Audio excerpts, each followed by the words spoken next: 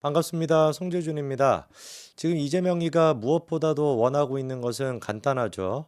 윤석열 대통령에 대한 탄핵이 일단 이루어져서 조기 대선이 2개월 있다가 이루어지는 거, 그리고 이 조기 대선이 자기에 대한 선거법 위반 재판 결과보다 먼저 이루어지는 거, 이거를 지금 이재명이가 바라고 있을 겁니다. 사실 이제 많은 분들이 윤석열 대통령에 대한 탄핵을 반대했던 이유도 탄핵이 되게 된다면 조기 대선이 열려가지고 찌재명이 대통령이 될 텐데 우리가 그 꼴을 어떻게 보고 사냐. 아예 볼 수가 없겠죠. 그냥 다 저희가 찍혀버릴 텐데 어떻게만 보고 자시고 하는 게 있겠습니까? 그것만은 막아야 된다라고 하는 생각이 지금도 마찬가지인데 저희가 이제 그 현실적으로 조금 분석을 해봐야 되는 것이 대통령에 대한 지금 이제 사법 처리 같은 경우는 두 가지 갈래길로 이루어지고 있죠. 하나 같은 경우는 이제 그 형사 소송의 문제가 있습니다. 직권남용과 내란죄 요 두 가지가 이제 재판을 통해 가지고 이제 진행이 될 것이고요.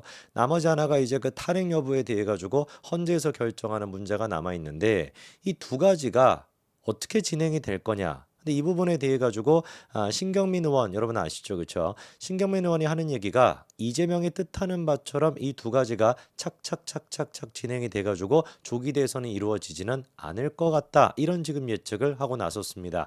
이른바 벚꽃 대선이라고 하는 건 개꿈이다라는 얘긴데요. 한번 봐야 되겠죠. 도대체 무엇 때문에 신경민 의원이 지금 벚꽃 대선은 없을 거다. 이재명이 꿈꾸고 있는 찌재명이 꿈꾸고 있는 그 조기 대선은 개꿈이다라고 하는 것인지 그 이유에 대해서 우리가 좀 살펴봐야 되겠습니다. 일단 그 첫 번째 같은 경우는 헌재가 갖고 있는 지금 근본적인 문제점 때문에 그렇습니다. 그 문제가 바로 이제 완전체 형태로 9명으로 구성이 되어 있는 게 아니라 6인 체제로 되어 있다라는 것인데 이게 이제 신경민 의원이 보기에는 조기 대선이 열리지 않게 되는 결정적인 계기 중에 하나라는 거예요. 이거를 뭐 축구에 비유하면 이제 그 침대 축구 이렇게 이제 우리가 얘기하지 않습니까? 뭐 침대 축구는 뭐 제가 잘 모릅니다만 침대 축구라고 한다면 뭐 게임 끝나기 얼마 안 남았을 때 자기들끼리 이렇게 패스하면서 사실상 이제 그 게임이 진행이 안 되게끔 그렇게 만들어 가지고 게임 오버로 끝나버리는 타임 오버로 끝나버리는 그런 걸 이제 우리가 침대 축구라고 하는데 현재 이번 케이스 같은 경우도 그렇게 될 가능성이 높다라는 거죠. 애당초 그런데 9인 체제가 되는 게 아니라 6인 체제가 됐던 이유가 누구 때문입니까? 민주당 때문이잖아요. 민주당 애들이 이제 그 방통위 자체를 마비시키겠다라는 목적으로 이진수 방통위원장을 일단 탄핵시켜 놓고 그리고 난 다음에 그 탄핵 소추안이 기각이 될 거냐 가결이 될 거냐 뭐 이거 자체를 심리를 못하게끔 만들기 위해 가지고 국회 축전 모신 3명을 갖다가 추천을 안 했던 거거든요. 그래서 이번에 문영배 재판관 또한 마찬가지로 정청래 앞에다가 앉혀놓고 막 꾸짖었던 거 아닙니까? 국회는 지금 도대체 뭐 하는 거냐? 헌재가 마비가 되도록 이렇게 내버려둬도 되냐? 국가기관인 방통이라고 하는 게 저렇게 마비가 되도록 내버려도 되냐 이렇게 이제 꾸짖을 정도로 애당초 6인 체제라고 하는 불완전 체제가 만들어진 건 누구 때문이다? 바로 민주당 때문인 겁니다. 자 그러면은 6인 체제라 그래가지고 우리가 반드시 불리한 거냐라고 한다면 그렇지 않습니다. 오히려 우리 입장에서는 6인 체제로 심리를 하는 게 유리해요. 그렇기 때문에 민주당이 지금 부랴부랴 어떻게 하는 겁니까? 6인 체제를 9인 체제, 8인 체제로 만들기 위해 가지고 한덕수 총리도 갑자기 탄핵하지 않겠다라는 거죠. 지들 주장에 따르면 한덕수 총리는 내란죄의 주범이라면서요. 내란 주범이라고 하는 사람을 왜 탄핵을 안 시킵니까? 갑자기 탄핵을 안 시키겠다라는 거예요. 그리고 또 갑자기 이제 한 3명 정도 이제 만들어내 가지고 자 빨리빨리 이거 뭐 추천해 가지고 빨리빨리 합시다. 이렇게 지금 주장하고 있지만 법률적인 근거가 하나도 없습니다. 민주당이 지금 주장하는 3명을 갖다가 반드시 임명해야 된다. 한덕수 권한대행이 그거를 임명할 수 있다라고 하는 근거는 딱 한 가지예요. 원래 3명 자체가 국회 추천 몫이기 때문에 국회가 추천하면은 대통령은 알아서 그냥 받아들이는 것이다. 그냥 형식상으로 대통령의 그런 어떤 임명 절차가 필요한 것이지 이거를 가지고 무슨 뭐 권한 이런 걸 따지는 게 무의미하다. 그러니까 뭐 한덕수 총리 또한 마찬가지로 형식적으로 그냥 하는 거니까 그냥 하면 되지. 저는 진짜 기절할 뻔했습니다. 이런 얘기를 듣고 민주당 주장에 따르면은 지금 이제 헌법재판관이 된다라고 하는 3명의 후보 또한 마찬가지로 그렇게 생각한다라고 하는데 저는 그런 생각을 갖고 계신 분들이라고 한다면 헌재에 들어갈 자격이 없는 거 아닙니까? 아니 다른 것도 아니고 지금 헌재 재판관이 되겠다라고 하는 분이 법과 관련돼 엄연히 헌법에 따라 가지고 대통령의 권한이 명시가 돼 있는 부분을 형식적인 거야. 이거는 그냥 절차적인 거야. 아마 그냥 대충 이런 얘기를 어떻게 동의할 수가 있습니까? 그거에 동의했다라는 것만 보더라도 제가 봤을 때 그 사람들은 헌법재판관의 자격이 없는 겁니다. 민주당이 주장하는 것도 전혀 근거가 없는 거고요. 6인 체제로 그러면 이게 진행이 된다라고 한다면은 만장일치로 반드시 탄핵이 통과가 돼야 되는 것인데 6명이 일단 동의를 해야 되니까 6명밖에 없으면 만장일치 아니겠습니까? 만장일치로 통과가 돼야 되는데 단 한 명이라도 과연 탄핵에 반대하는 사람이 없을까? 제가 봤을 때는 분명히 한 사람 정도는 내가 봤을 때는 탄핵이 조금 애매한데 이 소수 의견 같은 게 나올 수도 있거든요. 그러면 진짜 윤석열 대통령 어떻게 되는 거예요? I'll be back 수준이 아니라 I'm back 했다라는 게 되는 겁니다.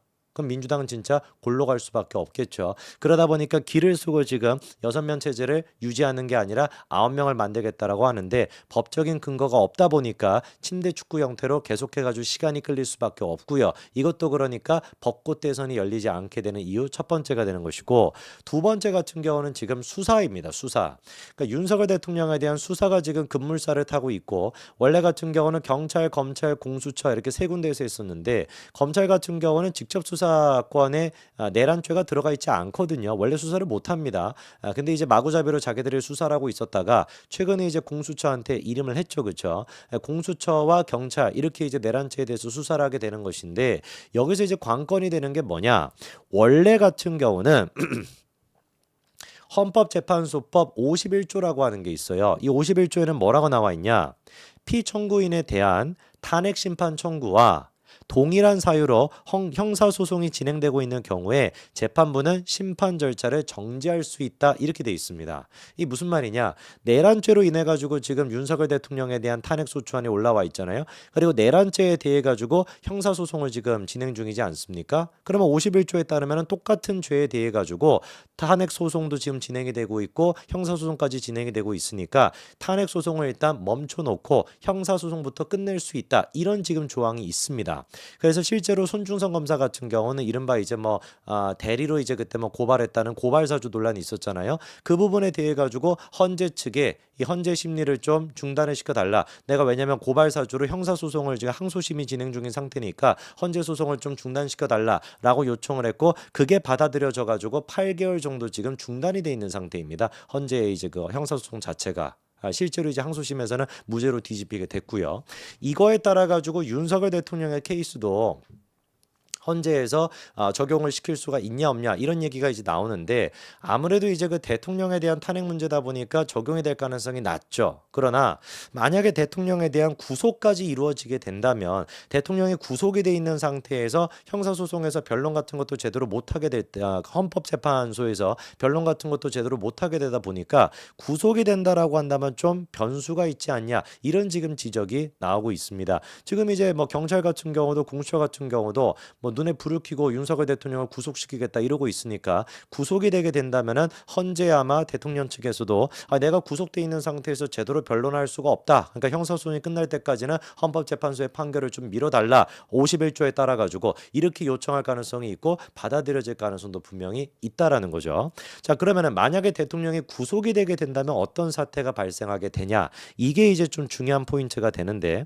구속이 됐었을 때 같은 경우는 헌법 71조에 이렇게 이제 명시가 되어 있습니다. 대통령이 결의가 되거나 사고로 인하여 직무를 수행할 수 없을 경우에는 국무총리나 법률이 정한 국무위원회 순서대로 권한 대행이 이루어진다. 이렇게 되어 있거든요.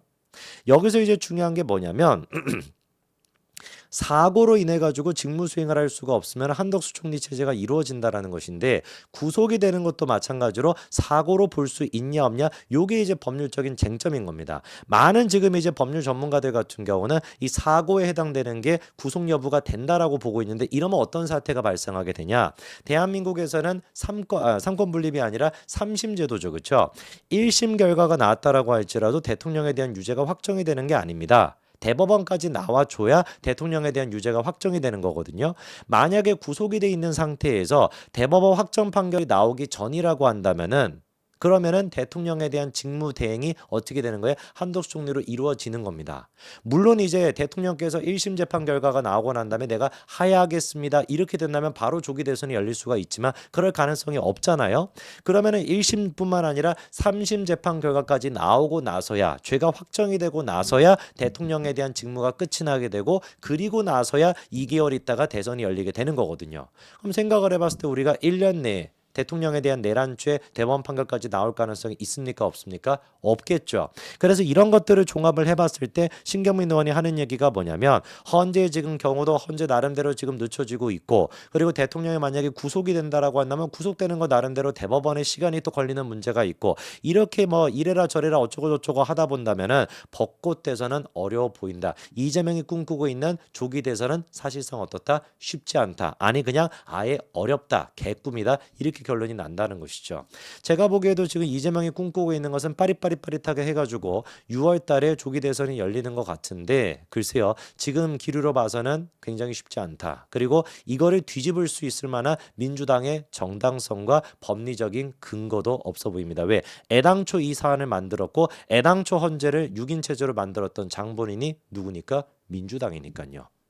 이재명은 이제 조기 대선에 대한 꿈, 그 개꿈에서 깨어나시고 현실을 직면하시기 바랍니다. 그 현실은 2심에서 자기가 유죄를 받고 구속되는 길이고 아예 그냥 선거법으로 대선 자체를 못 나가는 게 현실입니다. 여기까지 말씀드리겠습니다. 감사합니다.